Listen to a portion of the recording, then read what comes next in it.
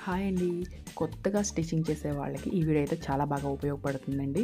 మనం నైటీలు కొంచెం పై కుట్లు అవి వేసుకునేటప్పుడు అది లెంత్ ఎక్కువగా ఉన్నప్పుడు మలిచిపెట్టి కుట్టుకుంటాం కదా! అలా మలిచిపెట్టి కుట్టుకునేటప్పుడు మనకి వంకర టింకర్‌లుగా అయితే వస్తదనమాట. కొంచెం ఒక సైడ్ ఎక్కువగా వస్తది. ఒక సైడ్ తక్కువగా వస్తా ఉంటదనమాట.